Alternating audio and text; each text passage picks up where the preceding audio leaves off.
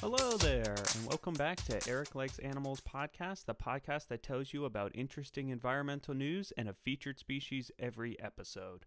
I'm Eric Mahan. Welcome to the show.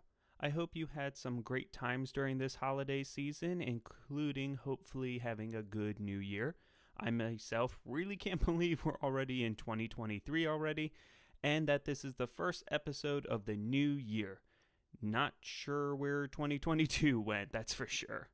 But out with the old and in with the new. So let's get started with some environmental news. So it's awards season, the Oscars, the Emmys, the Golden Globes, and all that stuff. But did you know that there was a environmental awards ceremony too? Well, the one that I'm thinking of is called Earthshot. And even though it was held back on December 2nd, I decided I wanted to leave it for the new year because what better way to start the new year than a positive story on people making a brighter, greener future for us all?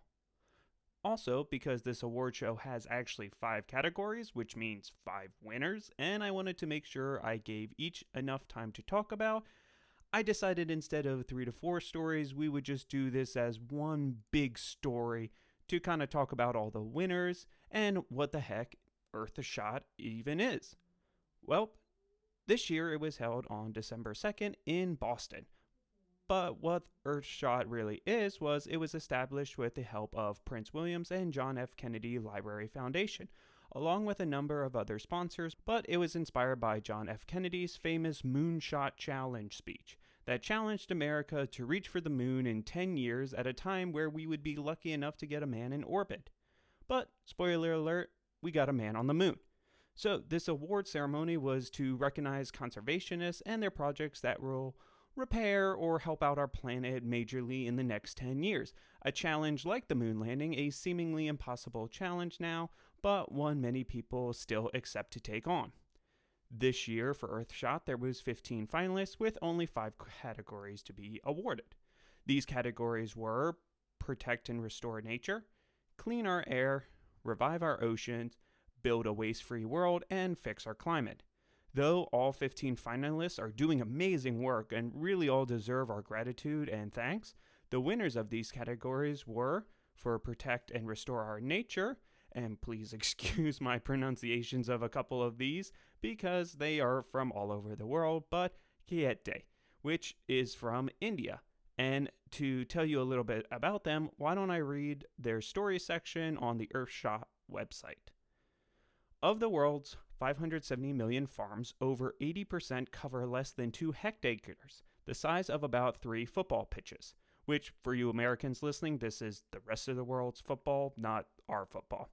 Anyway, together these small-hold farms produce a third of our food, but those who would farm them are amongst the poorest people on the planet and the most affected by climate change. India is home to 100 million small-hold farmers, and the nation is one of the most climate affected in the world. This year, it was recorded its earliest and one of its fiercest heat waves on records, slashing harvests when the world was already beset by food shortages. Kiete, an Indian startup, has developed a simple solution that is already having a considerable impact. Its greenhouse in a box is designed for smallhold farmers and the crops that they grow, offering shelter from unpredictable elements and destructive pests. Kiete also trains and supports farmers to ensure their greenhouse is as effective as possible. The results are dramatic. Plants in the greenhouse require 98% less water than those outdoors, and yields are 7 times higher. 90% cheaper than a standard greenhouse, they are more than doubling farmers' income, helping them invest more in their farms and their children's education. Using less water and fewer pesticides, they are protecting the planet too. Today, 1,000 farms have a Kiete greenhouse, but that is just the start. By 2027, Kiete wants 50,000 farmers to have a greenhouse in a box. Now, for the winner of the Clean Our Air Award goes to Mukuru Clean Stoves, which is based in Kenya. Their story: growing up in Mukuru, one of Nairobi's largest slums, for years, Charlotte sold charcoal for fuel. The charcoal was the cause of regular respiratory infections for her and her neighbors. Then in 2012, her daughter was severely burnt by a charcoal burning stove. Seeking a better solution in 2017, she founded Mukuru Clean Stoves. Rather than burning dangerous solid fuels, Mukuru Clean Stoves are a processed biomass made from charcoal, wood, and sugarcane. This burns cleaner, creating 90% less pollution than an open fire and 70% less than a traditional cook stove. They are cheaper too, costing just about $10, halving ongoing fuel costs. Today, 200,000 people in Kenya use Mukuru Clean Stoves, saving $10 million in fuel costs and saving lives too. In rural areas where young girls often spend 3 hours a day just collecting firewood, this is also helping them save precious time. A female-founded business with mostly female staff and distributing agents, Mukuru is empowering women to make a living by making a difference. Charlotte plans to create an even cleaner stove that burns ethanol. In 3 years, she hopes to reach 1 million customers. In 10 years, she plans to reach 10 million people all over Africa. Now, for the Revive Our Oceans Award, that goes to the Indigenous Women of the Great Barrier Reef, country origin, Australia. And their story is, faced by a warming planet, the Great Barrier Reef, lying in the Coral Sea off the coast of Queensland, is under constant threat. On land, meanwhile, flora and fauna are ravaged by increasingly regular bushfires. The region's indigenous rangers are vital to its defense. Their work brings together ancient knowledge passed down from generation to generation, along with modern tools like drones that monitor coral changes, forest fires, and land degradation. Yet in Queensland, only 20% of the Indigenous Rangers are women. That's where the Queensland Indigenous Women Rangers Network comes in. Over the past 4 years, the network has helped build the next generation of women rangers. The program has trained over 60 women, encouraging new conservation approaches by sharing knowledge and telling stories. Members of this network have also gone on to find work as rangers in Queensland or in other conservation elsewhere. Their work is vital. The data they have collected has given us critical insights into one of the most important ecosystems on the planet. As custodians of the land, the rangers also help protect sites of great cultural and spiritual significance. With greater support, Indigenous women rangers could span the planet, helping to repair ecosystems from Hawaii to Nepal to Tanzania. Next, we have the winner of Build a Waste-Free World. The winner was Natpla, based out of the United Kingdom, and their story is, global awareness for the plastic packaging problem has reached record levels in recent years, and the search for a true sustainable alternative is ongoing. Could the solution lie in the seas? London-based startup Natpla, founded by Pierre and Rodrigo, believes so. Just 9% of all plastic ever produced has been recycled and 12% has been incinerated. The rest lies in landfills or have been dumped into the oceans. Natpla is an alternative to plastic made from seaweed and plants. It is always totally natural and entirely biodegradable, and can be used to create a range of packaging products, such as a bubble that actually holds liquids, a coating for food containers, and a paper for the cosmetic and fashion industry. At the London Marathon in 2019, 36,000 Natpla made bubbles that people could eat, filled with a British drink called Lucozade. Sorry if I mispronounced that. Were handed out to runners versus a cup. This year, Natpla has made over 1 million takeaway food boxes for just eattakeaway.com, with potential to replace over 100 million plastic-coated containers in Europe in the future. The company is continuing to research and develop new formats and solutions with flexible films and rigid materials in the pipeline. Natpla's impact is wide and varied. Seaweed farms, for its production, captures carbon 20 times faster than trees, addressing one of the key causes for the climate crisis. The packaging itself means less plastic clogging up our seas, reducing ocean waste. Meanwhile, the seaweed farms themselves boost fish population, and seaweed farming creates new opportunities for fishing communities. Natpla is just at the beginning of its journey, with new material in development that could one day replace single-use plastic packaging applications across various industries at a global scale. Today, plastic continues to pile up in our oceans and landfills, but we may now have the answer. It's not plastic, it's NOPLA. Then finally, the last award, the Fix Our Climate Award, went to 4401, who is based out of Oman. And their story is, while many companies have made progress capturing CO2 from the atmosphere, storing, or better still, eliminating millions of tons of it cheaply and safely remains a challenge. Named after the molecule weight of carbon, 44.01 removes CO2 permanently by mineralizing it in peridotite, a rock found in abundance in Oman as well as in America, Europe, Asia, and Australasia. Peridotite mineralizes is a natural process, but in nature it can take many years to mineralize even a small amount of CO2, but 4401 accelerates the process by pumping carbonated water into seams of peridotite deep underground. Unlike carbon storage, which involves burying CO2 underground in disused oil wells or aquifers, mineralization removes CO2 forever.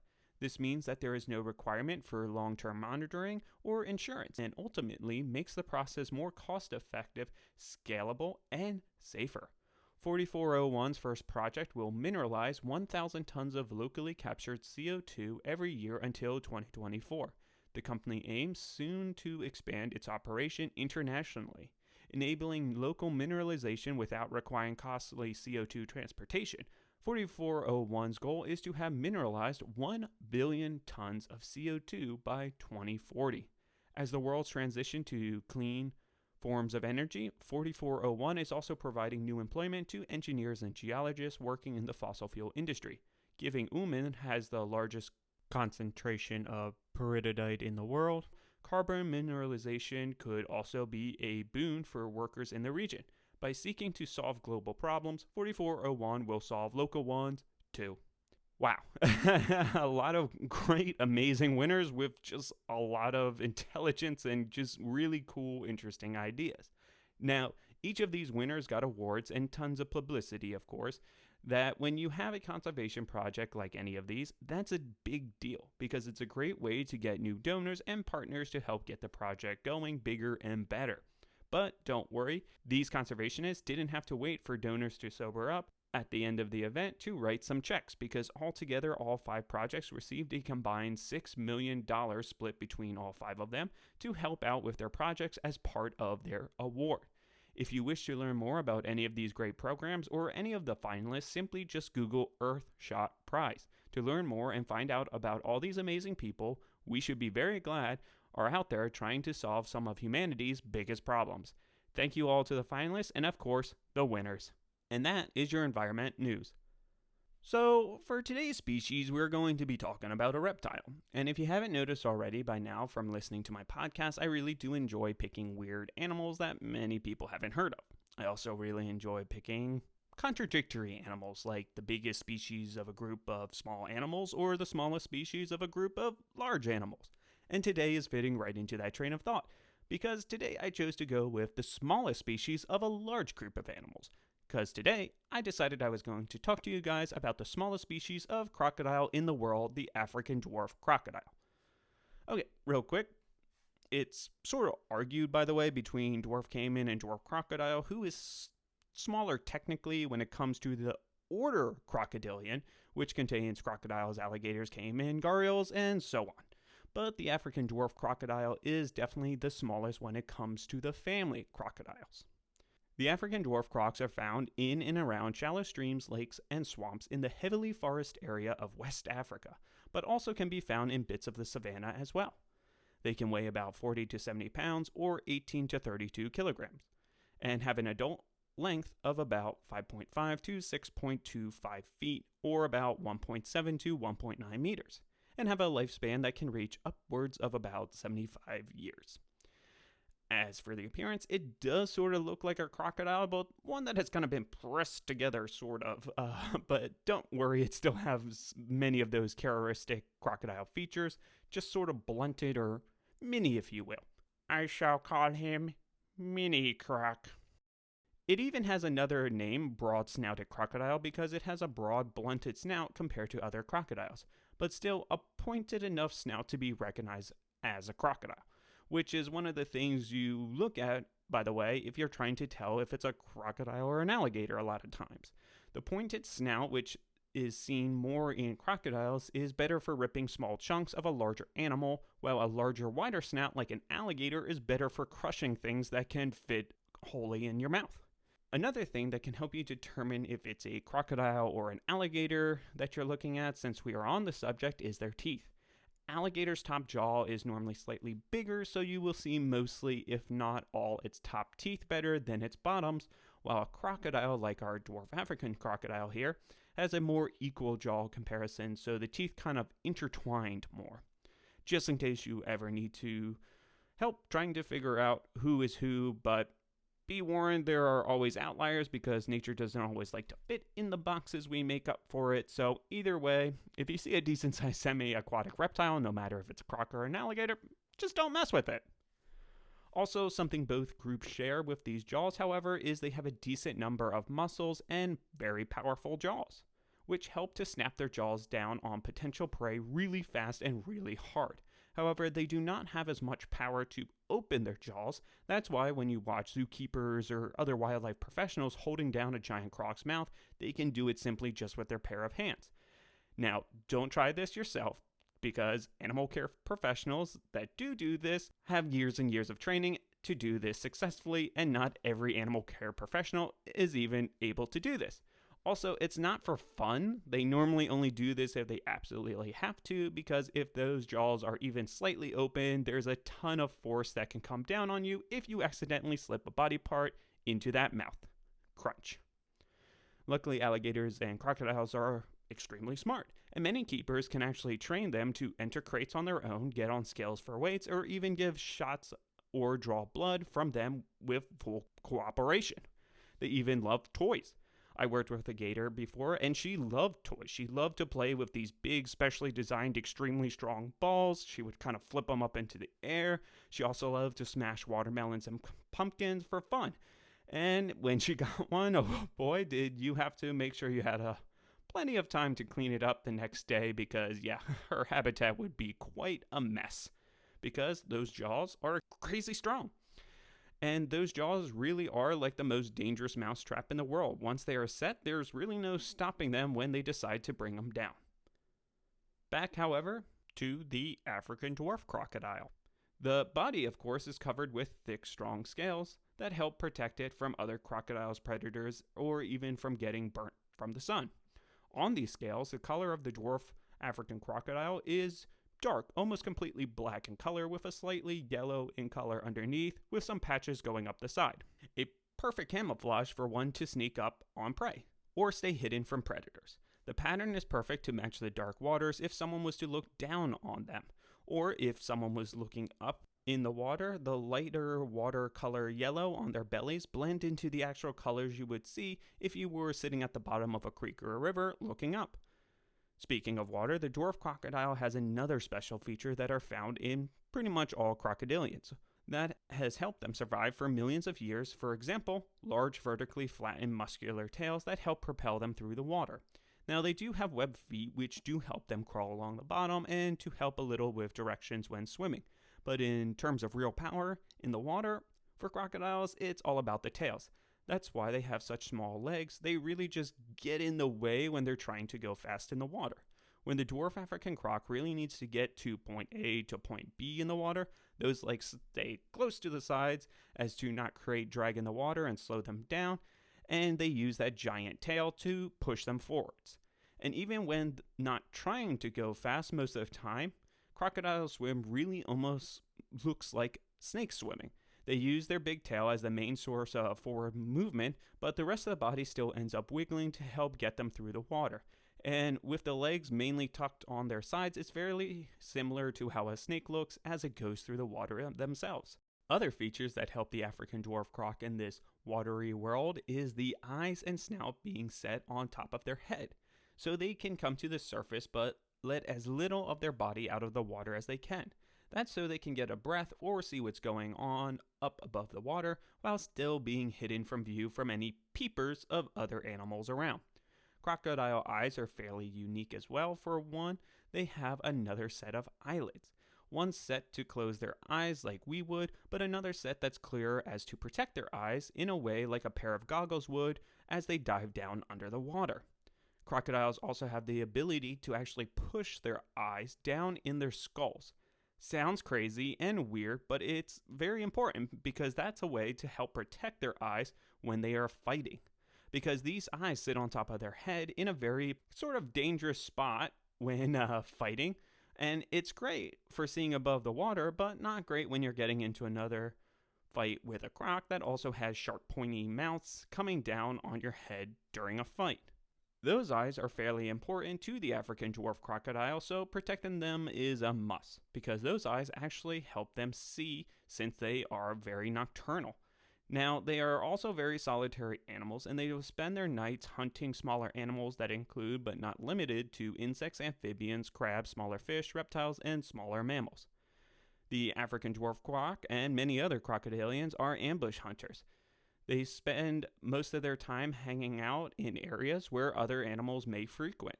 They will sit and wait for perfect prey and, of course, the perfect time to strike. In the water, if they're going after things like, say, a catfish, they will sit with their mouth open and very still, for they have tiny sensor pits around their jaws so they can sense how close a prey item is, so they know exactly when it's time to strike. Now, normally with crocodiles, you will see them try and drag their food items into the water, where they have the upper hand. But for the African dwarf croc, it is as at home on land as it is in the water. They have long, strong legs that help raise their body up a bit more than other crocs can, but this gives them the ability to travel across the forest floor with ease. The dwarf crocodile can even run up to speeds of 11 miles per hour or 17.7 kilometers an hour. In reference to us, Usain Bolt has clocked in at the fastest at 27.5 miles per hour or 44.3 kilometers an hour. But that's way faster than the average person, who more is around 8 miles per hour or 12.8 kilometers an hour. So good chance if you were ever in a race, you might be able to beat a dwarf crocodile. However, the fastest crocodile species, just FYI, have been known to reach around 20 miles per hour or 32.19 kilometers an hour, running, yes, on land, so less of a chance there of you getting across the finish line before them. Unless that is, it's a long distance race, because crocs are definitely more of a sprinter than a long distance runner. I mean, it takes a lot, especially for the bigger crocs, to lug that big body around that quick. But it's good to be able to sprint that fast, not for catching prey, but in case you need to get into the water real quick and get away from something. The dwarf crocodile's powerful legs also have sharp claws, which help them climb up into trees. They have been spotted sometimes on lower branches near waterways. Now, many smaller crocs have been known to do this because a tree branch above a water is a perfect safe spot to bask. You're high up in a tree, so predators have a harder time to reach you. You have a nice sunny spot to bask, but in case of emergencies, you just simply have to slide to the side and let gravity take you back to the safety of the water below. But with dwarf crocodiles smaller size, they are able to do this for a much longer time, if not their whole lives, compared to other croc species. Since other crocs will get bigger and outgrow the so-called play area at McDonald's of the jungle. But not dwarf crocs. They get to enjoy climbing and having fun forever. Also, is there even a McDonald's that has a play area anymore? Okay, I think I'm showing my age a little much. Okay, moving on. The dwarf crocodile feels so comfortable on land, they will even hunt on it. And being a small crocodile found in a jungle full of big insects, that is a popular food item. A popular hunting method for the African dwarf crocodile is for them to come up onto the land. They sit very still on some leaves, then they start to wiggle just their tail a little, trying to scare up anything that might be trying to hide underneath. And if something does come out, bam, it's dinner time for the crocs. Eating things like giant venomous centipedes are on the menu. Yum. This unique and well-rounded diet and abilities makes them able to live in places many other crocs would not. Now, there have been a couple species of crocs that have been noted going into or staying in caves, but none so impressively as the dwarf crocodile has. Being found in the Abanda caves, a group of dwarf crocodiles resides. Only first talked about in 2008 and confirmed in 2010, it's been a very interesting site for scientists to research. There have been a number of scientists studying this unique group of crocs, even to a point that they think that it was a completely different species than the rest of the African dwarf crocodiles. From the studies, however, they found possible differences in them versus the non-cave dwelling crocs, but not enough to call them a different species. One thought the scientists had on what's keeping this unique population from becoming a unique species was the fact that laying and taking care of eggs in a cave does not seem plausible.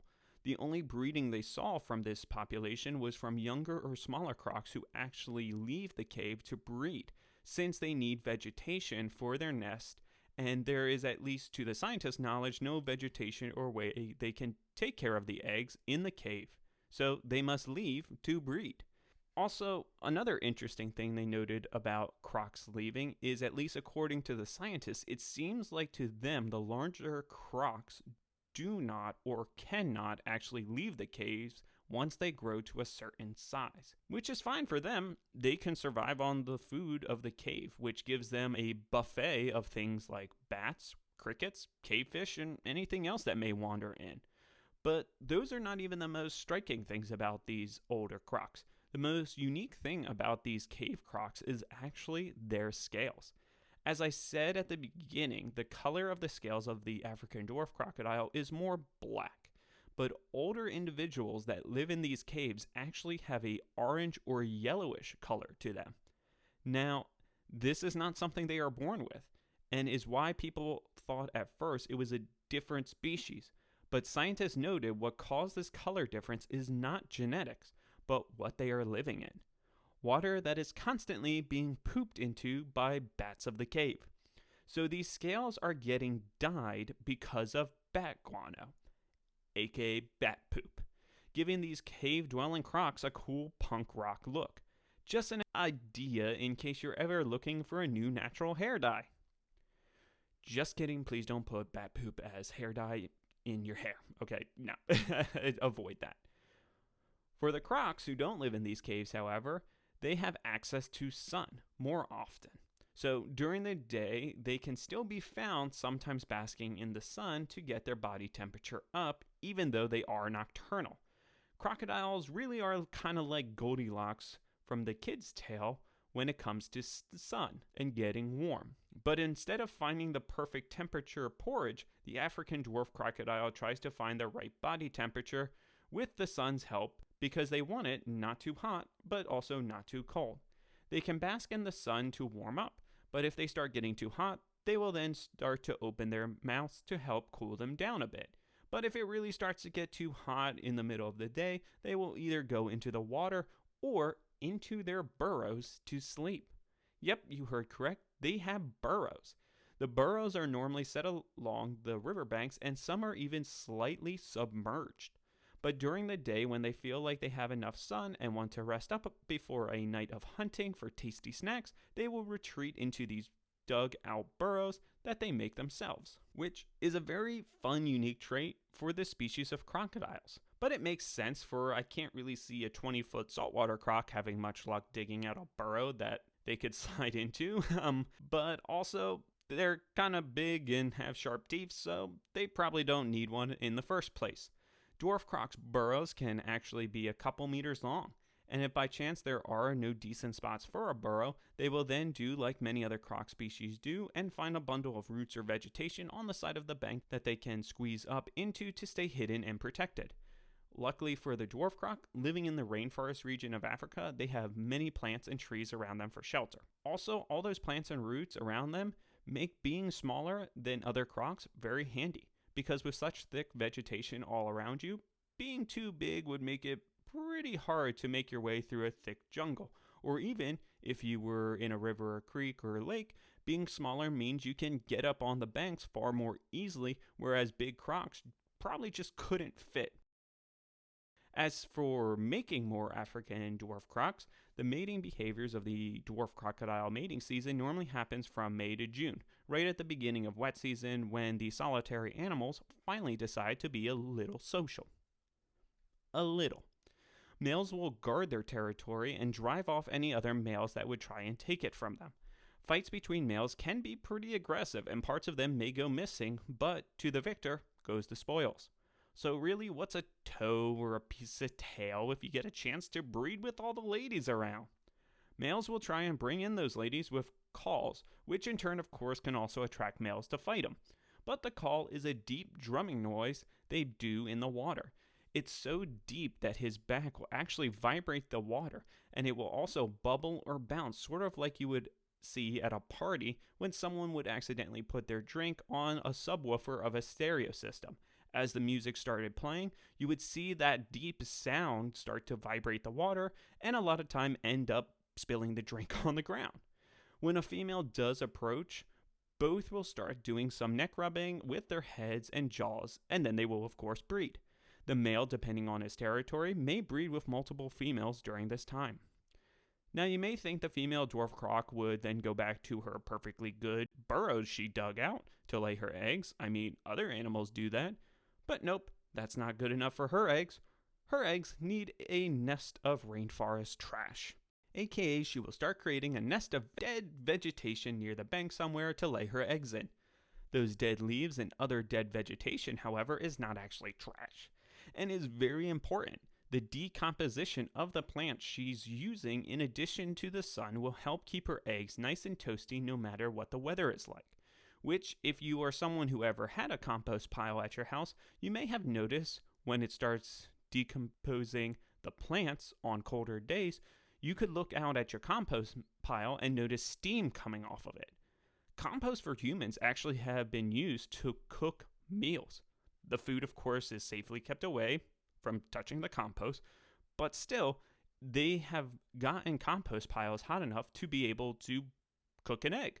But we have even used compost to heat buildings and water, and because a well-maintained compost pile can reach temperatures of 135 to 160 degrees Fahrenheit or 57.2 to 71 degrees Celsius, we are able to use it for a lot of heating things because of the bacteria breaking down the material so it gives off energy or heat.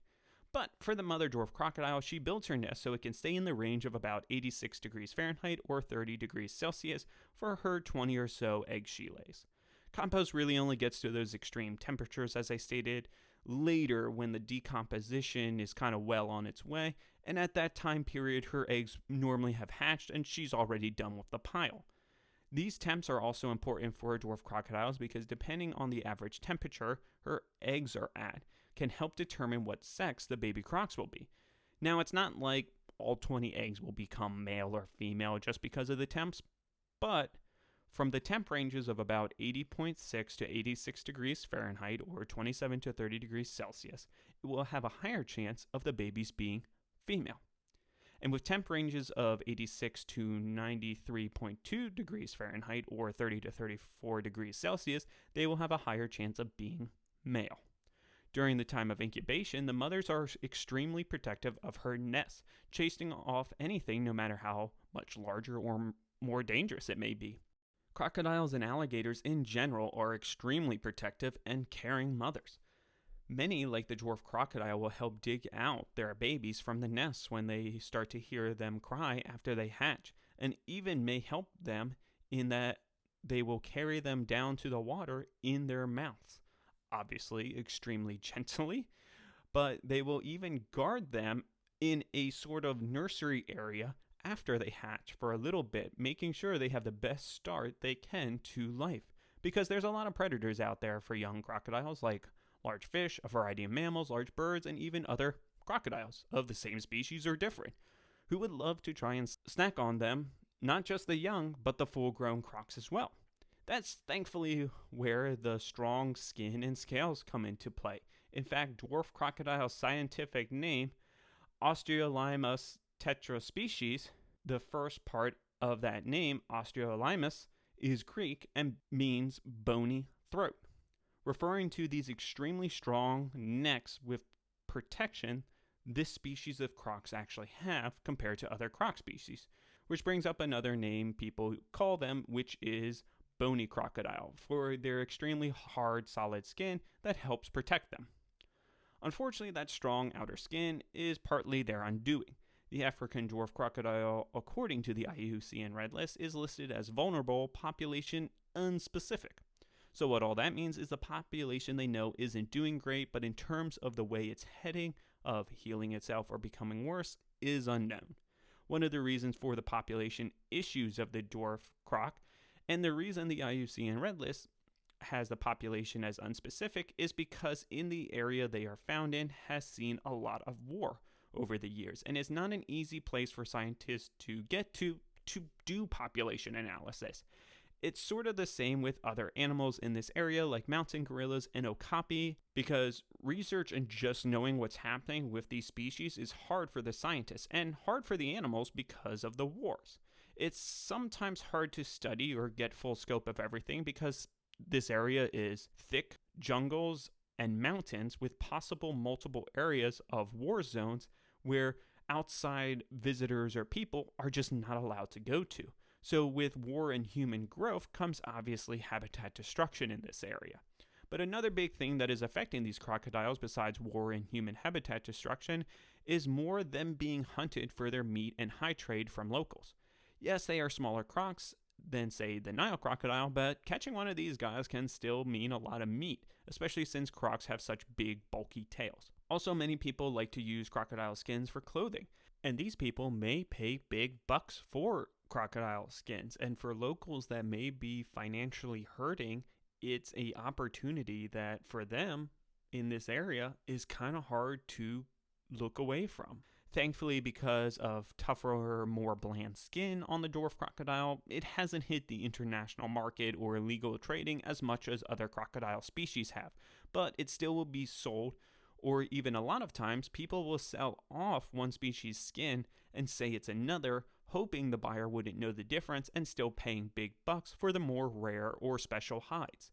This is something illegal animal traffickers also use to sneak in animal skins like crocodiles into countries, hoping customs agents would be so overworked or have no idea what they are looking for, so they don't look any further at an item and just assume it's what the person labels it as.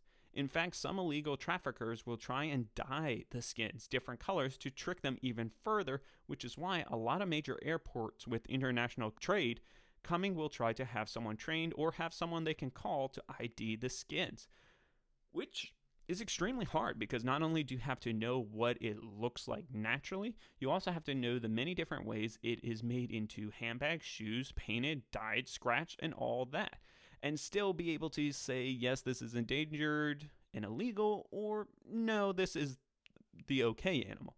Because they can't just simply do DNA tests for every suspicious handbag or pair of shoes. It would take forever and be extremely expensive, and airports are already backed up forever, especially in the States right now after the winter storm we had over Christmas. So these crocodilian skin spotters really can help. Also, they even have tried to train dogs to be able to smell for endangered species versus not. But once again, certain powders in different ways have been found for illegal animal dealers to trick or annul the dog's nose. And it's not like there are not species of crocodile or alligator out there that don't have reasonable and well-monitored hunting seasons you're allowed to go after and won't affect them from a population standpoint too bad. For example, American alligators here in the States do have monitored hunting seasons like deer. Because yes, they have almost gotten hunted to extinction, but with programs and systems in place, they have had a boom in population, and in some states they can have alligator hunting seasons that, of course, are well monitored and keep the population going healthily. But people seem to always want what they can't have, and bigger price tags seem, in some people's minds, lead to bigger bragging rights. So really, in the end, conservation for the dwarf crocodile is pretty easy. Don't buy products you cannot guarantee was humanely and legally obtained, for starters. I mean, I feel like the whole gator and croc skin look is extremely dated anyway, but I'm no fashion expert myself. As for habitat destruction, really reaching out and helping people in that area is always the best. These are just people struggling to get through life, just like the rest of us. In a situation many of us, let's be honest, living fairly comfortably can't even imagine that they're going through. So simply giving a helping hand really can make a difference. Like many conservation successes around the world, creating jobs and helping the communities by giving alternatives and better jobs and resources like schools is as simple as it can be. Besides creating a system to educate locals on why their wildlife is important, you can create value for the locals to have those certain wildlife there, because it's the reason the conservationists are there in the first place and why they are getting all this help.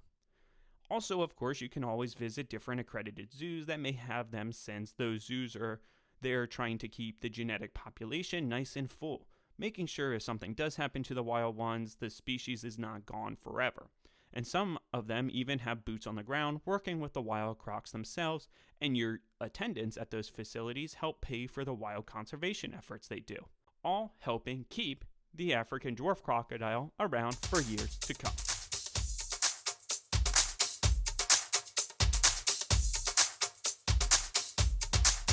And that's our show, the first one of 2023. Thank you guys so much for listening. I hope you enjoyed hearing about the African dwarf crocodile.